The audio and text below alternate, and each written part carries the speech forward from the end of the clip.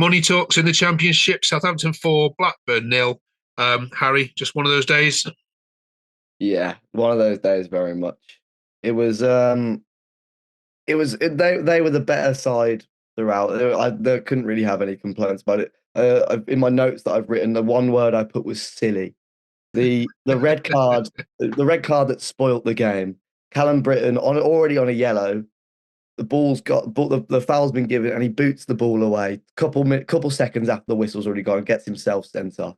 They were the better side at 11 men, but we were still in it. It was 1-0 at 1-0 by the time the sending off happened. We weren't really creating too much chances, but I could have seen us nicking something. We were looking like could have done something on the break. But after that, it was just sort of free play. Like Southampton knocked us around us. They were taking the Mickey really at some points. It was painful to watch, but we were just sort of ragged defensively. We were not tight at all. I spoke last week when you asked me how we thought we were going to set up for this game, and I thought John Del Thomason doesn't really sit back and play defensively. He wants to bring the game to him, but he did sort of invite Southampton to come on to us, and I don't think Rovers can play like that. We're susceptible to that. I think if we played a bit more forward thinking football, we would have been much closer. But we let them put pressure onto us, and they've just got quality players at this level. I think Stuart Armstrong was very good against us, and it just showed the difference between a side that are fighting up there and us that are a little bit further behind, unfortunately. Yeah, I felt slightly bad because when I read the Blackburn Twitter feed after the game, it was very much comments like you said there, which was sitting back, no press, holding up for 0-0. This is not our style. What is he doing? So he got it wrong, and I don't think, like you say, you can have any.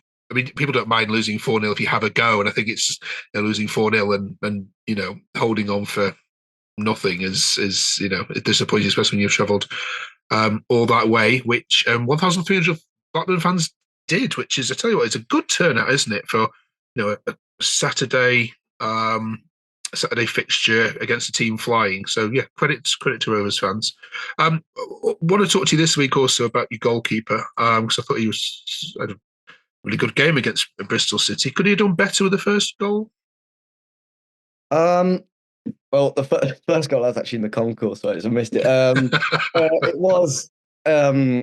I think we can't put too much stick on him. I think he sort of started quite shakily, coming in start of the season quite shakily. I mean, coming in from I think the Danish second tier, not a high level of football, sort of thrown at number one as Enzi Pez's injury.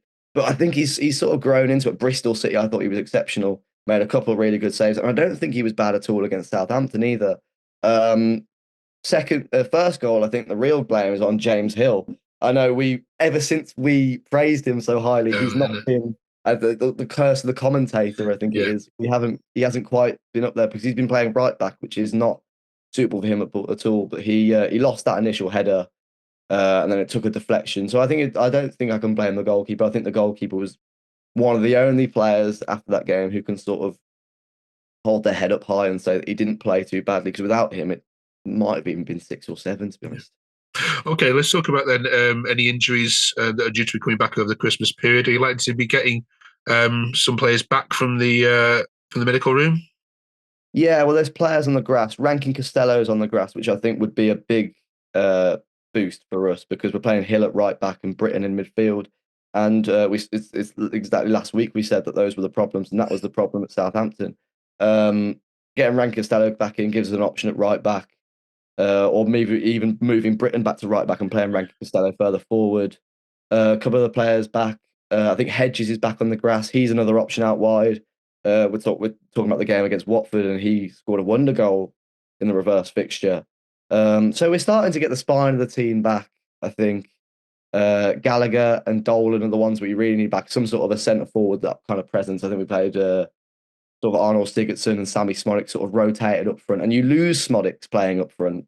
In that 10, he sort of makes runs, and the defenders don't track it because they're focused on marking that number 9.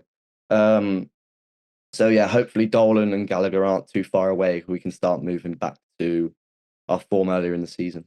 Okay, let's have a look then at your Christmas fixtures then, and let's see how many points you reckon you'll get from them.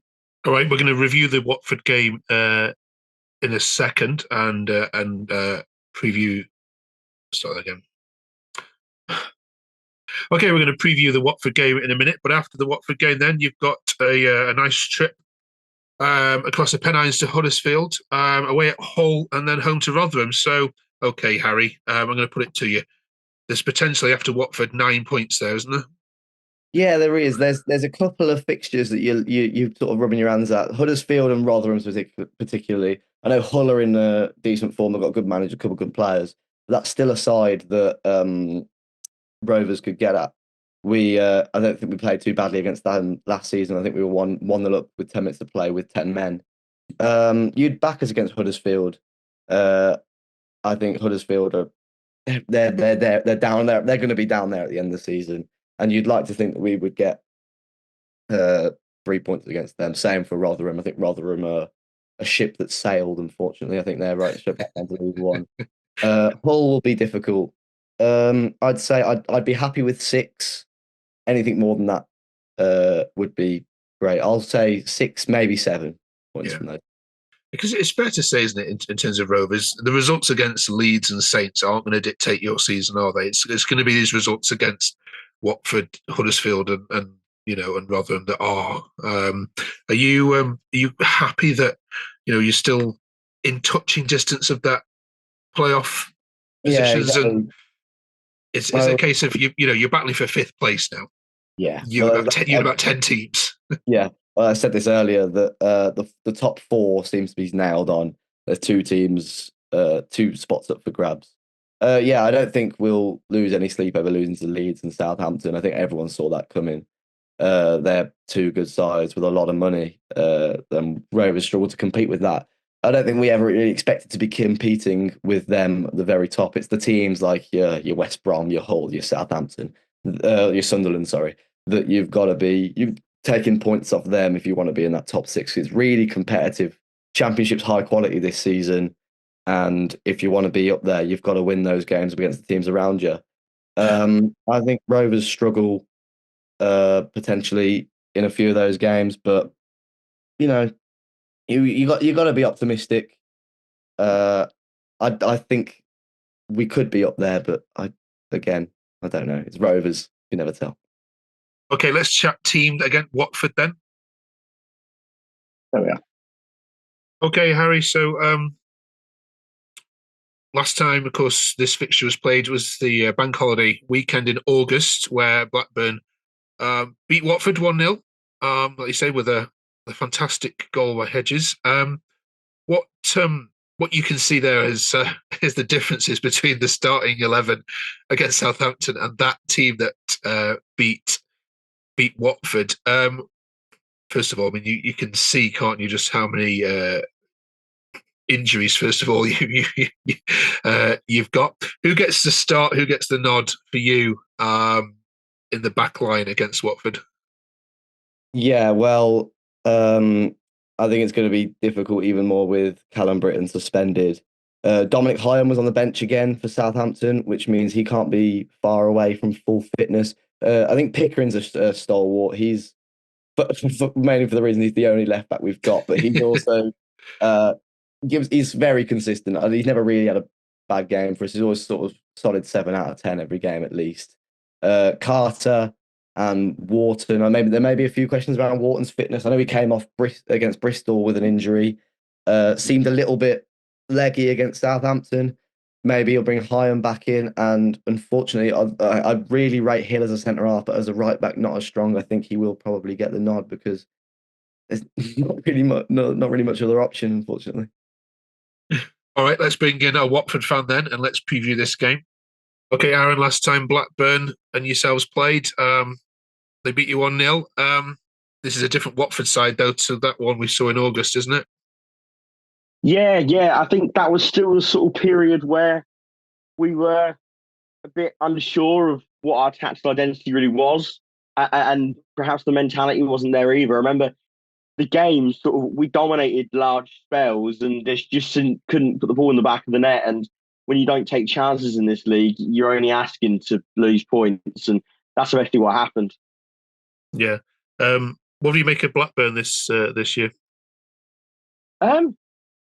They're a weird one, but I think on the whole, positive things. To be honest with you, I think they've got some real good players. I mean, Sammy Smodics for one seems like a really good player at this level. I quite like their manager as well. I think he definitely has forward-thinking ideas and a clear brand of football he likes to play. Yeah, I'm surprised they're maybe not doing slightly better than they are, but yeah, all in all, I think they're quite a good side. All right. Harry, you remember the game at Watford. Do you expect a similar kind of game? KG, not high scoring this time round? Yeah, well, Watford's what was a difficult one. They sort of have hit form. They've sort of found their feet a little bit. They're sort of getting into the right areas, picking up results. We've come off a couple of difficult results, but we're playing against really strong opposition. Watford again is going to be a difficult one. I'd like to back us at home. It's not going to be high scoring. It's going to be cagey. It's not going to be one for the neutral. It's not going to be the one that's worth watching if you're not a fan of either team. It'll be a close one. I think it could go either way. All right, let's get some predictions then. Harry, you're at home. You can go first. Blackburn Watford. Yeah, well, last few weeks I've gone head over heart, and that's not done me any favors. So it's going to be close. It's going to be tight. I think there's one goal in it either way. I will just favour Rovers 1-0 maybe. Sammy Smodics for the odd goal. Real. And Aaron, same question to you. You'll be heading to Ewood. Yeah, I mean, last weekend's result was it's nice to see the culmination of all the hard work these guys put in. We made 4 changes with players that are like sort of first few names on the team sheet normally, and like Andrews and stuff, put on the bench, and we still come away with a 5-1 win. I don't think the squad spirit could be higher at the moment, and I really think that will carry through. I think we'll win 2-1. All right, fellas. Thanks for joining us. We will catch you next week and see how you've got on. Thanks, fellas. No worries. Cheers.